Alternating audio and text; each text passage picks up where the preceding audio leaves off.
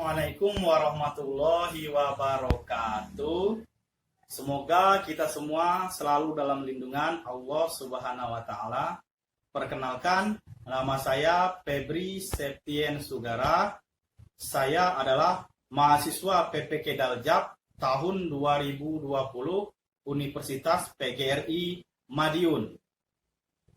Dalam kesempatan ini, saya akan mempraktekkan layanan konseling kelompok di SMA Negeri 1 Kisam Tinggi.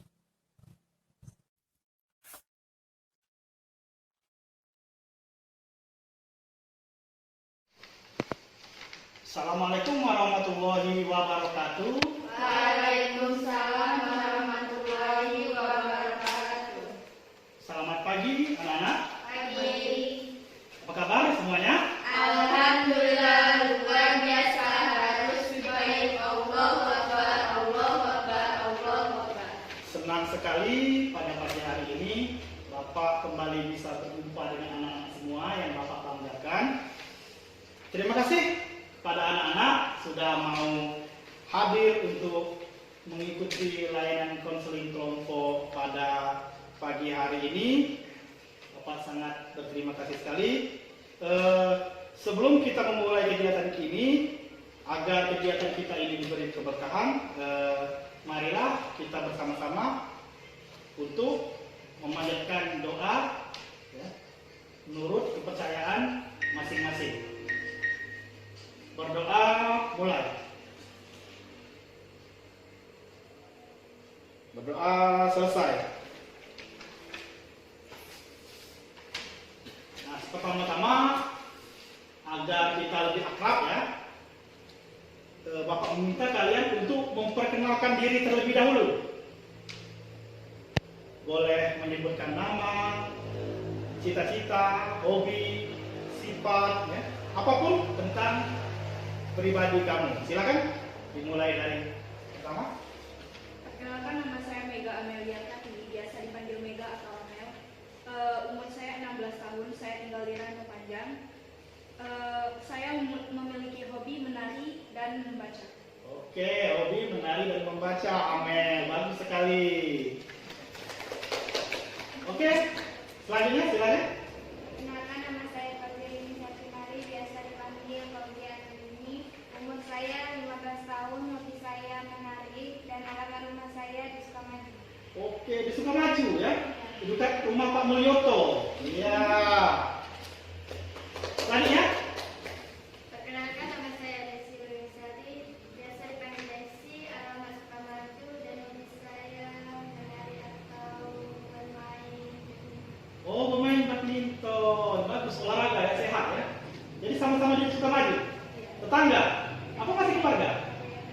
Oh, masih keluarga. Ya, ya, ya.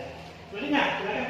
Perkenalkan, nama saya Siti Nurhaliza, umur saya 13 tahun, rumah saya di Ranca Panjang, hobi saya bermain bulu tangkis atau menari. Oh, anak rantau panjang ini rata-rata suka main bulu tangkis semua ya? Suka lari dan main bulu tangkis. Iya. Ada sanggar di sini? Ada Sanggar siapa? sambat. Oh, wajar hobi nari.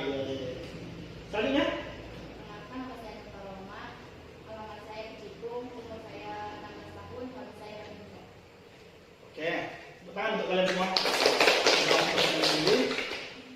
Oke, alasan kalian Bapak panggil ke sini pada hari ini yaitu untuk mengikuti kegiatan layanan konseling kelompok. Konseling kelompok adalah suatu kegiatan bimbingan konseling yang membahas permasalahan kalian di dalam dinamika kelompok. Nanti kalian akan memaparkan permasalahan pribadi kalian masing-masing di dalam dinamika kelompok dan kita sama-sama akan mencari solusinya. Nah, adapun tujuan dari layanan ini adalah yang pertama, agar kalian bisa merasakan dan mendengarkan perasaan orang lain yang sedang mengalami masalah. Itu yang pertama. Nah, yang kedua adalah layanan ini juga berfungsi untuk melatih kalian untuk berkomunikasi. Jadi kalian itu akan terbiasa komunikasi antara satu dengan yang lainnya. Nah, yang terakhir jelas fungsinya adalah mengentaskan permasalahan kalian. Jadi kita saling membantu dalam menyelesaikan masalah. Nah, di dalam kegiatan konseling kelompok ini ada asas-asas, asas yang dianut, ya, seperti asas kerahasiaan, yang mana masalah yang kita bahas di kelompok ini tidak boleh diceritakan atau dibocorkan kepada orang di luar, karena ini bersifat rahasia. Kan malu teman kan kalau masalahnya diceritakan di luar. Jadi jangan diceritakan. Itu yang pertama. Yang kedua, ada asas kesukarelaan. Maksudnya kalian datang di sini tanpa paksaan. Tidak kalau paksa kan? Tidak ada. Apa pernah Bapak ancam yang tidak datang nanti tidak naik kelas? Tidak ada kan? Nah, jadi asas kesukarelaan. Jadi sukarela kalian datang ke sini. Kemudian asas keterbukaan. Nah, maksudnya diharapkan kalian itu untuk terbuka. Antara bapak, antara kalian, bersama teman, bersama kalian ini harus terbuka dalam menceritakan berbagai permasalahan yang kalian alami. Nah, kemudian yang terakhir adalah asas kenormatifan. Jelas. Nah, sekarang pelayanan kita ini harus menerapkan norma-norma yang berlaku di masyarakat. Jadi, norma baik, norma kesusilaan, norma sopan santun. Jadi kita junjung tinggi norma yang berlaku. Oke? Sebelum kegiatan ini kita masuk kepada pemaparan permasalahan, kita bermain games terlebih dahulu. Bagaimana? Untuk mencairkan suasana. Gamesnya adalah paku dan palu. Baik? Paku berdiri atau duduk? Paku berdiri, palu duduk. Oke? Jadi kalau Bapak bilang paku berdiri, kalau bilang palu duduk. Harus konsentrasi ya. Siap? Siap belum? Siap ya? 1, 2, 3. Paku. Iya. Paku. Palu. Paku. Paku. Palu. Ya, tepuk tangan untuk kita semua. Berarti tinggi konsentrasi anak-anak ya. Oke. Sekarang Bapak akan bertanya mengenai kesiapan dari kalian dalam proses layanan kita. Apakah kalian sudah siap untuk masuk ke layanan kita, konseling kelompok? Siap ya? Oke. Kalau sudah siap, pertama Bapak meminta untuk kalian mengumpulkan permasalahan yang sedang kalian alami. Bebas, masalah apa saja. Nah, nanti akan kita sama-sama cari solusinya. Cari permasalahan masalahnya. Silakan. Pertama untuk mengemukakan masalahnya dari Amel. Kalau masalah saya Pak, saya kurang percaya diri dan minder di depan teman. Kurang percaya diri dan minder di depan teman. Permasalahan Amel. Oke. Selanjutnya, Yuni. Kalau saya Pak sensitif, saya mudah sekali tersinggung atau emosi. Sensitif, mudah tersinggung. Itu permasalahan dari teman kalian bukan Yuni ya. Selanjutnya Desi. Apa permasalahannya Desi? Kalau saya Pak di dalam bergaul ini terkadang dianggap sombong padahal memang saya ini pendiam. Oh, terkadang dianggap orang sombong padahal pendiam ya. Oke, itu permasalahannya. Nah, Neng. Kalau permasalahan saya Pak terkadang lupa waktu kalau sedang bermain sampai kadang pulang sore. Oh, lupa waktu kadang-kadang ya. Oh, kadang pulang sore. Kena marah orang tua kan? Iya. Selanjutnya, Rahim betul. Kalau permasalahan saya itu orangnya sulit untuk memaafkan kesalahan orang lain Pak. Oh, sulit untuk memaafkan kesalahan orang lain. Jadi jangan macam-macam kalau buat salah dengan Nurul ya. Nah, kalian sudah mendengar ya sama-sama permasalahan dari masing-masing teman kalian tadi ya. Ada yang kurang percaya diri, ada yang suka main lupa waktu, pulang sore, ya. Ada yang susah memaafkan kesalahan orang lain. Nah, dari semua permasalahan yang masing-masing kalian hadapi tadi, kita akan sama-sama membantu mencarikan solusi. Ya, mencarikan solusi pemecahan masalahnya. Nah, yang pertama permasalahan siapa dulu? Permasalahan kita urutkan dulu ya. Biar mudah, permasalahan dari Amel dulu. Nah, permasalahan dari Amel tadi apa? Kurang percaya diri ya. Oh, jadi Amel ini kurang percaya diri dalam pergaulan. Nah, sekarang Amel kita bantu mencarikan solusinya ya, dari permasalahan Amel tadi. Nah, silakan Yuni. Menurut Yuni apa yang harus dilakukan Amel agar percaya diri? Kalau menurut saya agar bisa percaya diri yaitu harus berhenti membandingkan diri dengan orang lain. Oke, itu Mel. Jadi kalau menurut Yuni harus berhenti membandingkan diri dengan orang lain. Jadi syukuri apa yang ada. Gitu. Maksudnya kan, benar kan? Jadi jangan membandingkan dengan orang lain. Kemudian menurut Desi, Menurut saya agar kita percaya diri kita harus meniatkan semua dengan baik dan penampilan harus rapi. oke, benar. Jadi Amel menurut Desi tadi harus rapi penampilan biar percaya diri. Selanjutnya, Neng, silakan bantu Amel. Kalau menurut saya agar kita percaya diri kita harus membiasakan diri untuk tampil di depan umum dengan itu kita bisa percaya diri. Oh, jadi menurut Neng agar terbiasa percaya diri harus biasa tampil di depan umum ya. Tampil di depan umum dalam misalkan bagaimana? Nari misalkan seperti itu ya. Di depan umum ya, ikut sanggar. Ya, itu menurut Neng agar terbiasa percaya diri harus biasakan tampil di depan umum. Selanjutnya menurut Nurul bagaimana?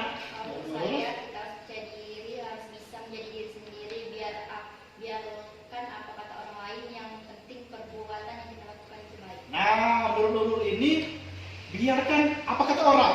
Yang penting selama perbuatan kita itu baik. Tidak usah dipikirkan apa kata orang. Yang penting perbuatan kita itu baik, lakukan, percaya diri. Itu kalau menurut Nurul. Nah, sekarang Bapak tanya pada Amel dari ini bantuan teman kalian Amel tadi yang memberikan solusi permasalahan, bagaimana menurut Amel? Apakah membantu? Ya Pak, membantu. Membantu sekali ya. Terima kasih sudah memberikan saran dan solusi. Ya. Nah, setelah tadi permasalahan Amel sudah sama-sama kita bantu, dan Amel sekarang wajahnya semakin senyum ya, karena masalahnya sudah selesai. Nah, sekarang selanjutnya masalah dari Yuni. Masalah dari Yuni tadi apa ini? Sensitif ya, mudah sensitif, mudah tersinggung. Iya. Nah, sekarang karena Yuni ini mudah sensitif sekali, mudah tersinggung dengan orang lain, mari kita sama-sama kita bantu. Nah, kalau menurut Amel, apa solusinya? Kalau menurut saya, agar kita tidak mudah tersinggung harus berpikir positif dan berprasangka baik kepada orang lain. Oke, itu menurut Amel berpikir positif dan berprasangka baik kepada orang lain. Tapi mungkin maksud Amel itu orang itu belum tentu berniat untuk jahat pada kita kan, mungkin tidak sengaja atau mungkin maksudnya baik, cuma penyampaiannya yang kurang tepat, kurang baik. Itu maksud dari Amel. Itu Yuni ya. Nah, selanjutnya Desi, silakan bantu Yuni untuk jawab masalahnya. Menurut saya Kak, agar tidak mudah emosi harus melatih kesabaran seperti kita harus berpuasa. Oke, melatih kesabaran harus rajin berpuasa, benar ya. Karena memang kalau menurut agama, puasa itu adalah salah satu cara untuk melatih kesabaran. Kalau tidak sabar, pecah puasanya. Kalau marah-marah, batal puasa kan? Iya. Jadi kalau kita sering berpuasa, puasa Senin Kamis, ya banyak puasa. Puasa apa lagi? Puasa Nabi Daud, ya. Puasa apa lagi? Puasa Muharram. Nah, lakukan puasa itu sesering mungkin, nanti terbiasa akan membuat diri menjadi sabar. Itu kalau menurut Desi. Nah, sekarang menurut Neng. Kalau menurut saya Kak, agar kita tidak bisa mudah tersinggung, kita harus memahami sifat teman kita sehingga kita tidak salah paham. Oke, jadi pahami. Maksud Neng itu pahami sifat teman. Kan teman itu macam-macam. Ada yang suka jahil, ada yang suka, ada yang pendiam, ada yang ceplos. Nah, kalau kita sudah paham, oh ini memang karakternya. Jadi kita tidak setuju lagi. Kok kok dia ini nggak menegur saya sih? Kalau kita sudah paham bukannya sombong, berarti nah memang pendiam. Jadi pahami itu maksud dari Neng. Ya, Yuni ya. Oke, selanjutnya menurut Nurul bagaimana Nurul? Menurut saya kita harus lebih memahami perkataan orang dengan baik. Mungkin orang tersebut bermaksud baik kepada. Oke, memahami perkataan orang lain.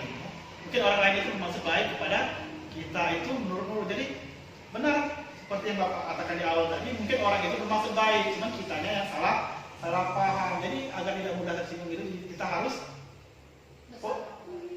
berprasangka baik. Itu. Nah tadi dari bantuan dari teman-teman tadi, Bapak tanya dengan Yuni, bagaimana Yuni? Sudah merasa ada solusi dari permasalahannya? Ya, Kak, ada. Ada ya? Akan dituruti dan ini saran dari teman-temannya tadi? Ya. Kasih ya? Terima kasih atas saran-saran dari teman-teman. Ya.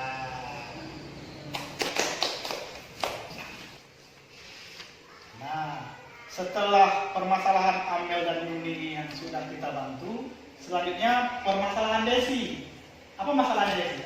Yaitu tentang bergaul atau dianggap orang sombong. Dia ada orang sombong, padahal pendiam. Jadi Desi sering dianggap orang lain itu sombong, padahal dia merasa dia itu tidak sombong. Memang karakternya pendiam. Nah, jadi Desi ini mengharapkan untuk mencari solusinya bagaimana. Nah, sekarang dari Amel, kira-kira apa yang harus dilakukan oleh Desi? Agar kita tidak dicap sombong oleh orang, kita harus bersikap ramah. Biasakan untuk menyapa orang terlebih dahulu. Oh, jadi itu Desi. Jadi menurut Amel biasakan untuk menyapa orang, walaupun sekedar basa-basi. Hai.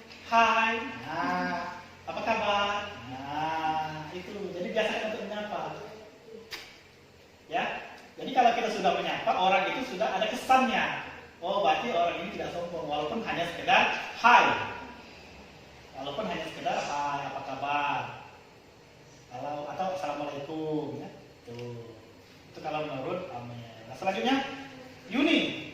Kalau menurut Yuni? Kalau menurut pendapat saya, Pak, agar kita tidak dibilang sombong, kita harus membiasakan senyum pada orang lain. Oh, membiasakan senyum. Jadi kalau kita senyum itu, menurut Yuni tadi, orang tidak akan membuat kita menganggap kita sombong. Karena memang senyum itu ibadah. Juga senyum itu membuat kesan bahwa kita ini ramah. Jadi coba kalau kita ketemu dengan orang pakai muka masam atau membuang wajah, ada orang kan sombong kan? Atau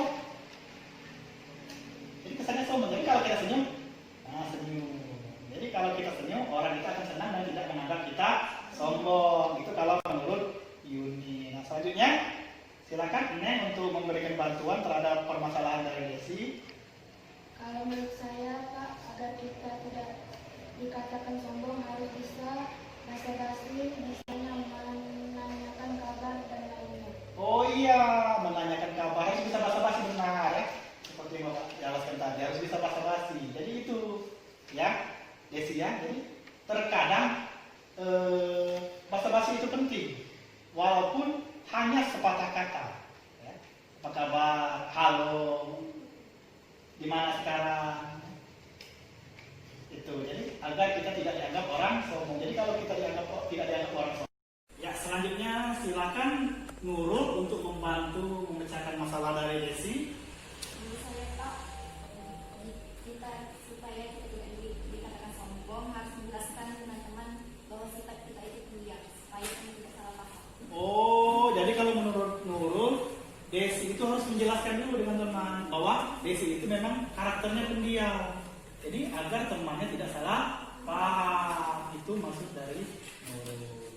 Nah, sekarang Bapak tanya kepada Desi, dari bantuan teman-temannya tadi, bagaimana sekarang perasaan Desi? Jelas, terbantu ya masalahnya ya? Sudah tenang ya? Oke, terima kasih Desi, terima kasih. Oke, sekarang permasalahan dari Neng ya.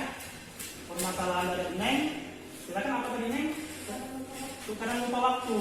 Jadi Neng ini kalau main lupa waktu, terkadang dia pulang sore ya. Nah, jadi Neng mengharapkan bantuan dari anak-anak sekalian. Nah, sekarang Amel, silakan bantu Neng. Apa menurut Amel?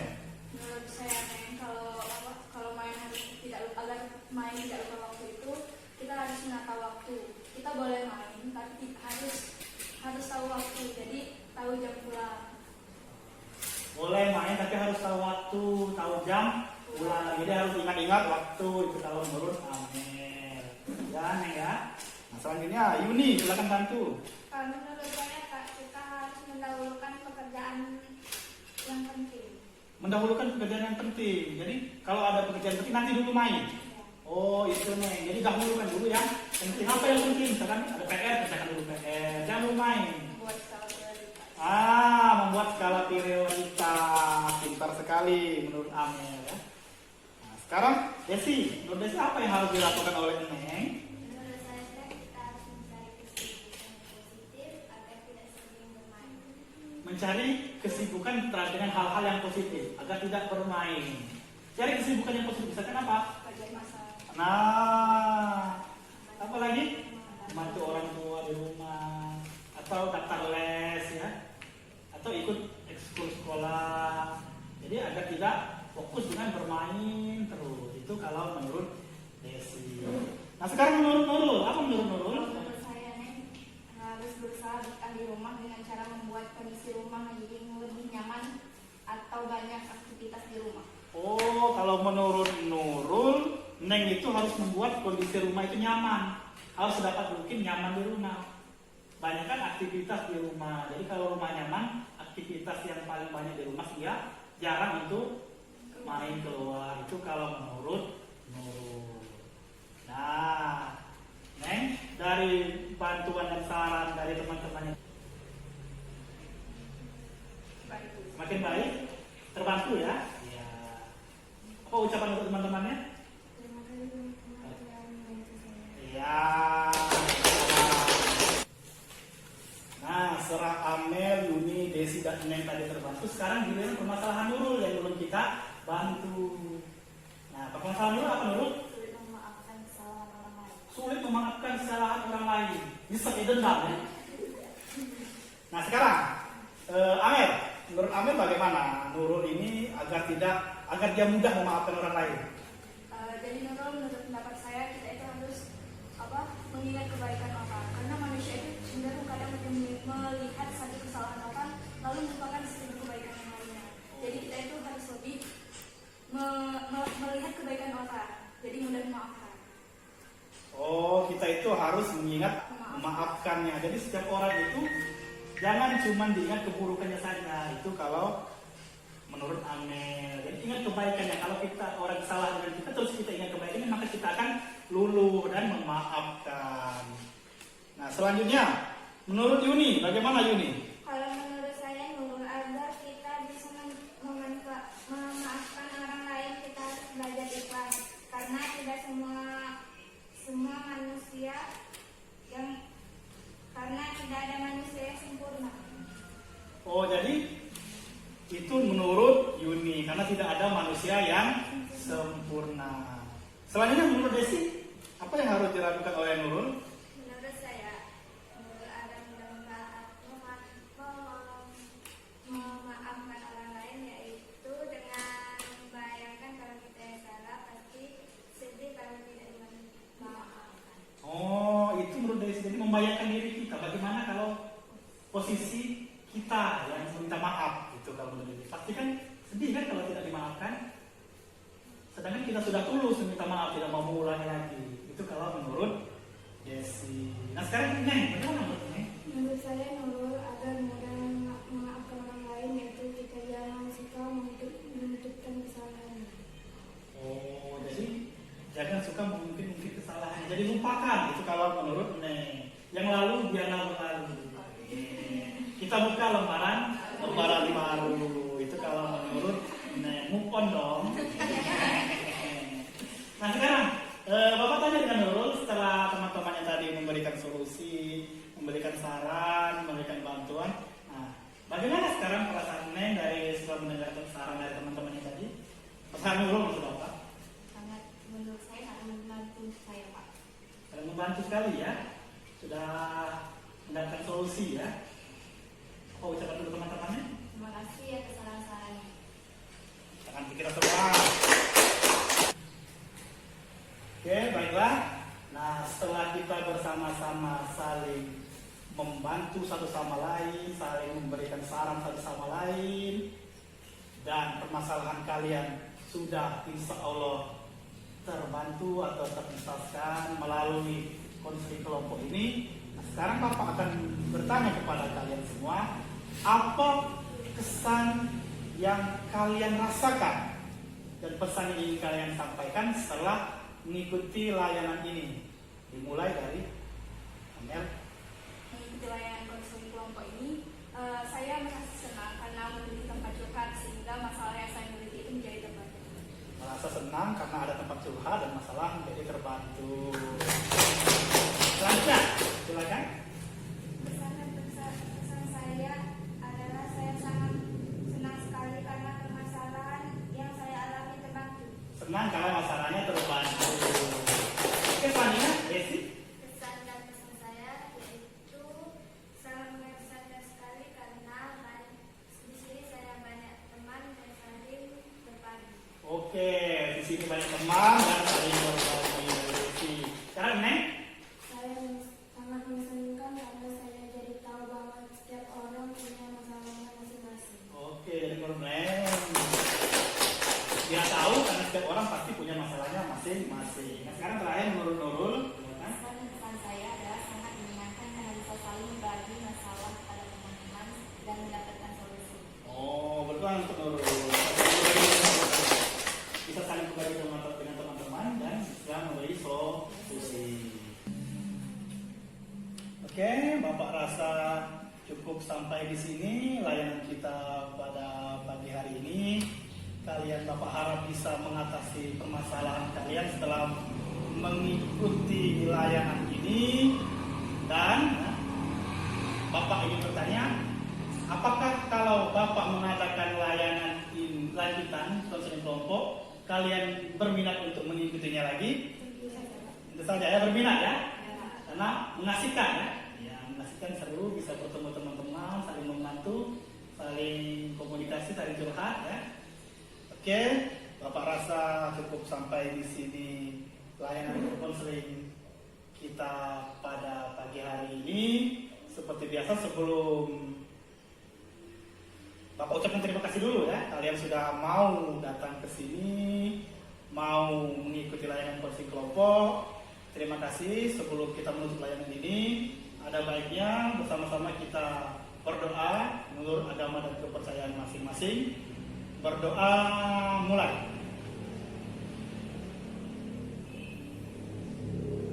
Berdoa selesai. Dengan doa tadi, layanan kita cukup sampai di sini. Bapak akhiri dengan ucapan terima kasih. Wabillahi taufiq wal hidayah. Wassalamualaikum warahmatullahi wabarakatuh.